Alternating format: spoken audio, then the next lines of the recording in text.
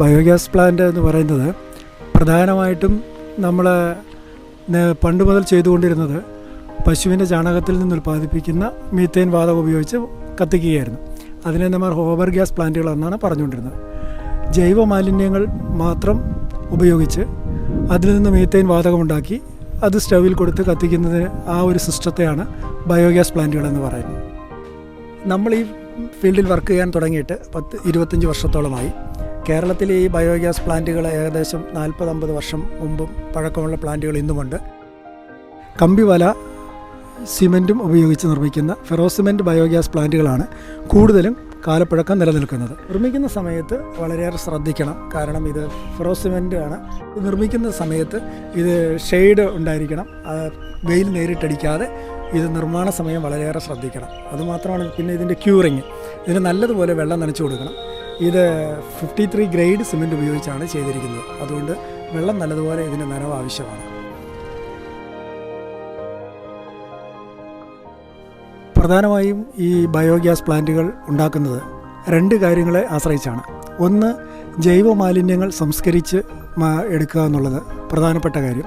രണ്ടാമെന്നുള്ള കാര്യം, ഈ ജൈവ മാലിന്യങ്ങളിൽ നിന്ന് ഉൽപ്പാദിപ്പിക്കുന്ന മീത്തേൻ വാതകം അത് അന്തരീക്ഷത്തിൽ ഉയർന്നു പൊങ്ങി ഓസോൺ പാളികളെ തകർക്കാൻ സാധ്യതയുള്ളതുകൊണ്ട് ആ വാതകം കത്തിച്ച് നിർവീര്യമാക്കി ഓസോൺ പാളികളുടെ തകർച്ച നാം ഒരു പരിധിവരെ നിയന്ത്രിക്കാൻ അതുകൊണ്ട് സാധ്യമാകുന്നുണ്ട്. അപ്പോൾ അങ്ങനെ 2 കാര്യങ്ങളാണ് ഇതിലൂടെ സാധ്യമാകുന്നത്. അതോടൊപ്പം തന്നെ ഒരു വീട്ടിലേക്കോ സ്ഥാപനങ്ങളിലേക്കോ ആവശ്യമായ കത്തിക്കാനുള്ള ഒരു എനർജി കൂടെ അതിൽ നിന്ന് നമ്മൾ എടുക്കുന്നുണ്ട്. ബയോഗ്യാസ് പ്ലാന്റുകൾ പ്രധാനമായും 2 വിധത്തിലാണുള്ളത്. ഒന്ന് KVIC മോഡലെന്നും മറ്റൊന്ന് ദീനബന്ധു മോഡലെന്നുള്ള 2 മോഡലുകളാണ്. ഇതിൽ ഇന്ന് ധാരാളമായി ഉണ്ടായിക്കൊണ്ടിരിക്കുന്നത് ഫെറോസിമെൻറ്റ് ബയോഗ്യാസ് പ്ലാന്റുകളാണ്.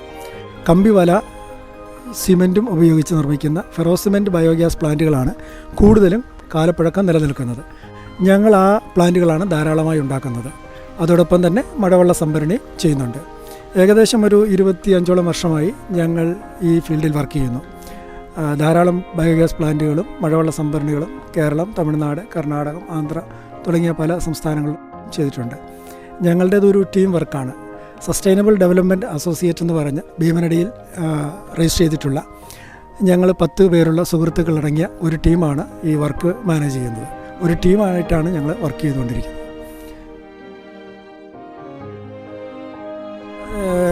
മാർക്കറ്റിൽ നമുക്ക് സുലഭമായി ലഭിക്കുന്ന ഒരു ബയോഗ്യാസ് പ്ലാന്റാണ് ഫൈബർ ബയോഗ്യാസ് പ്ലാന്റുകൾ. അത് നമുക്ക് ചെറിയ ചിലവിൽ നമുക്ക് മാർക്കറ്റിൽ നിന്ന് ലഭിക്കും. പ്രധാനമായി അത് ഉപയോഗിക്കാൻ പറ്റുന്നത് ചെറിയ വീടുകൾക്ക് മാത്രമേ അത് സാധ്യമാവുള്ളൂ. കാരണം അത് 1 കുബിക്ക് മുതൽ സാധാരണ 2-3 കുബിക്ക് വരെ വലിപ്പമുള്ള പ്ലാന്റുകളാണ് നമുക്ക് ലഭിച്ചുകൊണ്ടിരിക്കുന്നത്. അത് വീട്ടിൽ ഉണ്ടാകുന്ന ജൈവ അവശിഷ്ടങ്ങൾ, അതൊരു ചെറിയ അളവിലുള്ള ജൈവ അവശിഷ്ടങ്ങൾ മാത്രമേ അതിനകത്ത് നിക്ഷേപിക്കാനും അതിൽ നിന്നൊരു ചെറിയ അളവിൽ മാത്രമേ ഗ്യാസ് കിട്ടുകയുള്ളൂ. ഇവിടെ നമ്മൾ ചെയ്തിരിക്കുന്നത് ഫെറോസിമെൻറ്റ് ബയോഗ്യാസ് പ്ലാന്റാണ്. ഇത് നമുക്ക് വലിയ അളവിൽ ചെയ്യാനായിട്ട് സാധിക്കും. 1,00,000 ലിറ്റർ വരെ കപ്പാസിറ്റി ഉള്ളതോ അതിന് മുകളിലുള്ളതോ ഒക്കെയുള്ള പ്ലാന്റുകൾ നമുക്ക് ചെയ്യാനായിട്ട് സാധിക്കും. അത്രയും വലിയ പ്ലാന്റുകൾ ചെയ്യാൻ സാധിക്കും.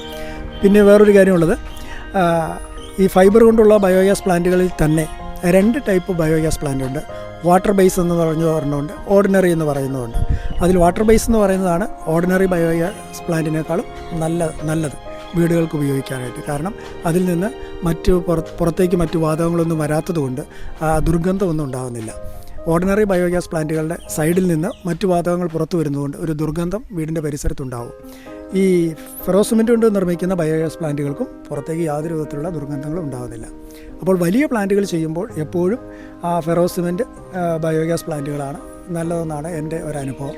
ചെറിയ വീടുകൾക്കൊക്കെ ഈ പറയുന്ന പോർട്ടബിൾ ആയിട്ടുള്ള ബയോഗ്യാസ് പ്ലാന്റുകൾ അവരുടെ ചെറിയ ജൈവമാലിന്യങ്ങൾ നിക്ഷേപിക്കാൻ അത് മതിയാകും. ഉപഭോക്താവിൻ്റെ ആവശ്യം എന്താണോ അത് അറിഞ്ഞ് മനസ്സിലാക്കിയിട്ട് അവരുടെ ആവശ്യത്തിനനുസരിച്ചുള്ള ബയോഗ്യാസ് പ്ലാന്റുകൾ ഡിസൈൻ ചെയ്തിട്ടാണ് നമ്മൾ വർക്ക് ചെയ്യുന്നത്. നമ്മളൊരു ഫിക്സഡ് ഡിസൈൻ വെച്ചിട്ട് എവിടെയും പ്ലാന്റുകൾ ചെയ്യുന്നില്ല.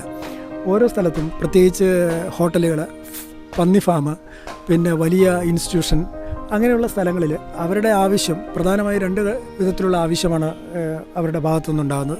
ഒന്ന്, അവർക്ക് സ്റ്റൗ കത്തിക്കാൻ ആവശ്യമായ എനർജി. രണ്ടാമത്, അവർക്ക് ഈ ജൈവ മാലിന്യങ്ങളുടെ സംസ്കരണം. അപ്പോൾ ഈ 2 ആവശ്യങ്ങളെ മുൻനിർത്തിയാണ് ഈ പ്ലാന്റുകൾ ചെയ്യുന്നത്. അപ്പോൾ അതിന് പ്രധാനമായിട്ടുള്ളത് ഈ ജൈവമാലിന്യം, അതായത് എന്തുമാത്രം ജൈവമാലിന്യം അവർക്ക് സംസ്കരിച്ചെടുക്കേണ്ടതുണ്ടോ അതിൻ്റെ ലഭ്യത, അതിൻ്റെ അളവ്, അതിനെ മാനദണ്ഡമാക്കിയിട്ടാണ് നമ്മൾ പ്ലാന്റുകൾ ചെയ്യുന്നത്. അപ്പോൾ നമുക്ക് ഇവിടെ ചെയ്തിരിക്കുന്നത് പോലെ എല്ലായിടത്തും ചെയ്യുന്നില്ല.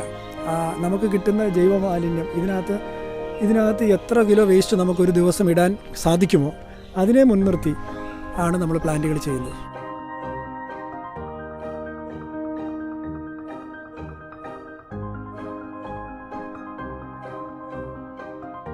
ഇവിടെ നമ്മൾ ഈ ബയോഗ്യാസ് പ്ലാന്റുകൾ മുൻപോട്ട് കാലക്രമേണ എന്തെല്ലാം ചെയ്യണം എന്നുള്ള കാര്യങ്ങളെക്കുറിച്ച് പറയുകയാണെങ്കിൽ നമുക്ക് ഇതിനകത്ത് പ്രധാനമായി ശ്രദ്ധിക്കേണ്ടത് ഇതിനകത്ത് നിക്ഷേപിക്കുന്ന ഖരമാലിന്യം, അതായത് ഇപ്പോൾ 50 കിലോ ഖരമാലിന്യം നിക്ഷേപിക്കാവുന്ന വിധത്തിലാണ് ഈ പ്ലാന്റ് സജ്ജമാക്കിയിരിക്കുന്നത്.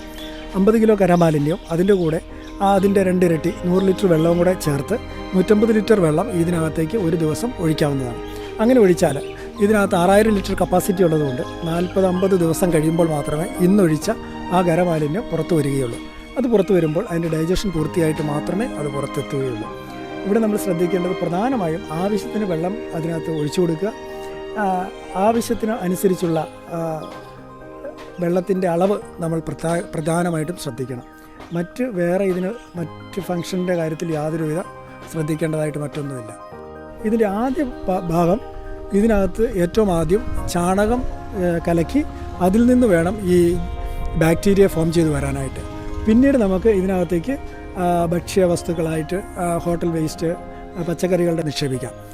അത് ഇന്ന അളവിൽ ഇപ്പം നമ്മളൊരു കപ്പാസിറ്റി കണക്കാക്കി 40 ലിറ്റർ അല്ലെങ്കിൽ 40 കിലോ വേസ്റ്റ് എല്ലാ ദിവസവും ഫീഡ് ചെയ്യാം എന്നുള്ള രീതിയിലാണ് നമ്മളിവിടുത്തെ പ്ലാന്റ് ചെയ്തിരിക്കുന്നത്.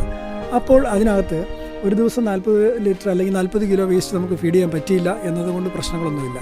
നമുക്ക് എത്രയുണ്ടോ അത്ര ഇടാം. പക്ഷേ അതിൻ്റെ ഇടുന്നതിൻ്റെ അളവനുസരിച്ച് ഗ്യാസിന് ഏറ്റക്കുറച്ചിലുണ്ടാവും എന്ന് മാത്രമേ ഉള്ളൂ. ഇതിനകത്ത് ഇനി ഒരു ആഴ്ചയോ 2 ആഴ്ചയോ ഒന്നും ഇടാൻ പറ്റിയില്ലെങ്കിലും ഇതിനകത്തുള്ള ജൈവ ഘടകങ്ങൾ നശിച്ചു പോകുന്നില്ല. ഏകദേശം 1 മാസത്തോളം അതങ്ങനെ കണ്ടിന്യൂ ചെയ്തുകൊണ്ട് ഇരുന്നോളും. അതിനിടയ്ക്ക് പിന്നീട് എപ്പോഴെങ്കിലും ജൈവമാലിന്യങ്ങൾ ഇട്ട് കൊടുത്താൽ മതി. അതാണ് ഇതിനകത്ത് പ്രധാനമായിട്ട് ശ്രദ്ധിക്കുക.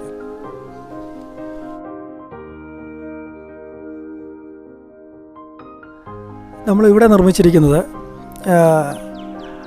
6 ക്യൂബിക് മീറ്റർ 6000 ലിറ്റർ വെള്ളം കൊള്ളുന്ന ബയോഗ്യാസ് പ്ലാന്റ് ആണ് ഇവിടെ ചെയ്തിട്ടുള്ളത്. ഇതിന് പ്രധാനമായിട്ടും 3 ഘടകങ്ങളാണുള്ളത്. ഒന്ന്, ഖരമാലിന്യങ്ങൾ നിക്ഷേപിക്കാനുള്ള ഇൻലെറ്റ് പൈപ്പ് എന്ന് പറയും, അതാണ് ഈ ഭാഗത്ത് കാണുന്നത്. ഇതിനകത്ത് നമുക്ക് പച്ചക്കറി വേസ്റ്റ്, ഫുഡ് വേസ്റ്റ്, ഹോട്ടൽ വേസ്റ്റുകളെല്ലാം തന്നെയും അതോടൊപ്പം ചാണകമോ അങ്ങനെയുള്ള ജൈവ മാലിന്യങ്ങളെല്ലാം ഇതിൽ നിക്ഷേപിക്കാം. എത്ര ഖരമാലിന്യം നിക്ഷേപിക്കുന്നോ അതിൻ്റെ 2 ഇരട്ടി വെള്ളവും ഇതിൻ്റെ കൂടെ ഒഴിച്ചു കൊടുക്കണം. അതാണ് പ്രധാനമായിട്ടും ഇവിടെ നമ്മൾ ശ്രദ്ധിക്കേണ്ട കാര്യങ്ങൾ. ഇതിന് ശേഷം ഈ ജൈവ മാലിന്യങ്ങൾ നേരെ ഇതിനടിയിൽ നിർമ്മിച്ചിരിക്കുന്ന ഗ്ലോബ് പോലുള്ള ബയോഗ്യാസ് പ്ലാന്റിലേക്കാണ് ഇത് വന്ന് നിറയുന്നത്. അതൊരു ഡൈജസ്റ്ററാണ്. ആ ഡൈജസ്റ്ററിൽ നമ്മൾ ഇന്ന് നിക്ഷേപിച്ച വസ്തുക്കൾ 40 ദിവസം ഇതിനകത്ത് കിടന്ന് ഇത് ബാക്ടീരിയയുടെ പ്രവർത്തന ഫലമായിട്ട് ഈ ജൈവ മാലിന്യങ്ങൾ ദ്രവിച്ചു തീരുകയും ആ ബാക്ടീരിയ പുറന്തള്ളുന്ന മീത്തഡൈറ്റിക് എന്ന് പറയുന്ന ബാക്ടീരിയ പുറന്തള്ളുന്ന മീത്തേൻ വാതകമാണ് നമ്മൾ ഈ പൈപ്പ് വഴി നമുക്ക് സ്റ്റൗവിലേക്ക് എത്തിക്കൊണ്ടിരിക്കുന്നത്.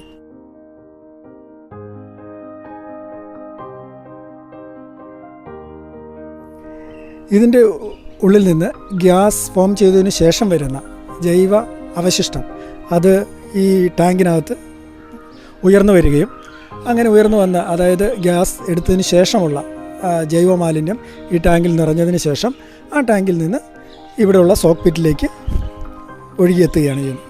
ഇതൊരു സാധാരണ രീതിയിൽ ഇതിനകത്തേക്ക് ഒഴുകി വരികയാണ് ചെയ്യുന്നത്. പ്രത്യേകിച്ചൊന്നും നമ്മൾ ചെയ്യേണ്ടതില്ല.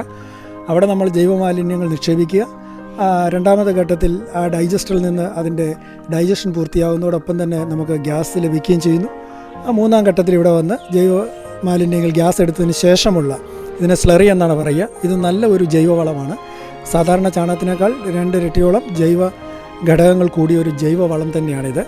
ആ ജൈവവളം നമുക്ക് കൃഷിക്കും മറ്റ് ആവശ്യങ്ങൾക്കും ഉപയോഗിക്കാം. അതിൻ്റെ ജൈവമാലിന്യം നേരിട്ട് ഉപയോഗിക്കരുത്.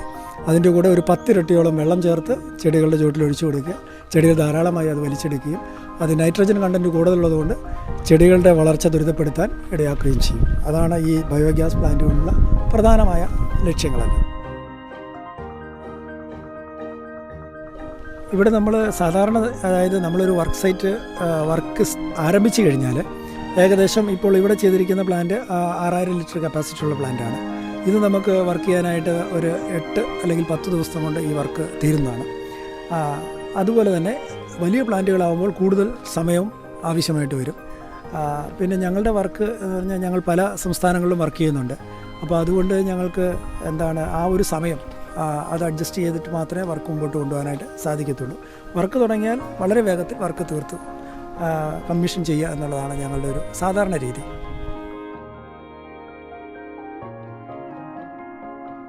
എൻ്റെ പേര് സോജൻ ജോസഫ് എന്നാണ്.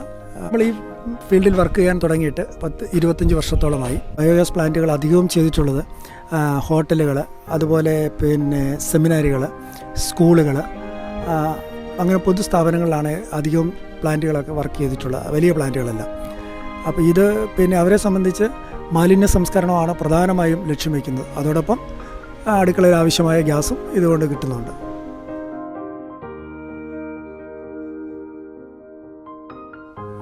ഇതിലേക്ക് ഇനി നമുക്ക് ആവശ്യമായിട്ടുള്ളത് ഇതിൻ്റെ കംപ്ലീഷനാണ്. കംപ്ലീഷൻ കഴിഞ്ഞാൽ നമുക്ക് ഇത് മുനിസിപ്പാലിറ്റിയിലോ പഞ്ചായത്തിലോ കൊടുക്കാനായിട്ട് നമുക്ക് അതിനൊരു കംപ്ലീഷൻ സർട്ടിഫിക്കറ്റ്. അപ്പോൾ അത് ഞങ്ങൾ ഖാദി ബോർഡിൻ്റെ ഖാദി ആൻഡ് വില്ലേജ് ഇൻഡസ്ട്രിയൽ അതിൻ്റെ ലൈസൻസ്ഡ് ഏജൻസിയാണ്. അപ്പോൾ ഞങ്ങൾക്ക് അതിൻ്റെ സർട്ടിഫിക്കറ്റ് നമുക്ക് തരാനായിട്ട് സാധിക്കും. പിന്നെ ഉള്ളത് ഇത്തരം ബയോഗ്യാസ് പ്ലാന്റുകൾ അല്ലെങ്കിൽ മഴവെള്ള സംഭരണികൾ അല്ലെങ്കിൽ ഫെറോസിമെൻ്റ് നിർമ്മിതികൾ, അതിൻ്റെ ആവശ്യത്തിലേക്ക് സസ്റ്റൈനബിൾ ഡെവലപ്മെൻറ്റ് അസോസിയേറ്റ് എന്ന് പറഞ്ഞ് ഭീമനടിയിൽ രജിസ്റ്റർ ചെയ്തിട്ടുള്ളൊരു സ്ഥാപനമാണ് ഞങ്ങൾ. ഈ സ്ഥാപനം നിങ്ങൾക്ക് ഇതിനുമായിട്ടുള്ള ബന്ധപ്പെട്ട എന്തെങ്കിലും സംശയങ്ങളോ മറ്റു കാര്യങ്ങളോ അല്ലെങ്കിൽ ഇത് നിർമ്മിക്കേണ്ടതായ ആവശ്യങ്ങളോ എന്തെങ്കിലും വരികയാണെങ്കിൽ ഞങ്ങളുടെ നമ്പറിൽ ബന്ധപ്പെട്ടാൽ നിങ്ങൾക്കത് ലഭിക്കുന്നതാണ്. 9447649794 ഈ നമ്പറിൽ ബന്ധപ്പെട്ടാൽ നമുക്ക് നിങ്ങളുടെ സംശയങ്ങൾക്ക് മറുപടി പറയാനായിട്ട് സാധിക്കും. അപ്പോൾ എല്ലാത്തിനും വളരെ നന്ദി, നമസ്കാരം.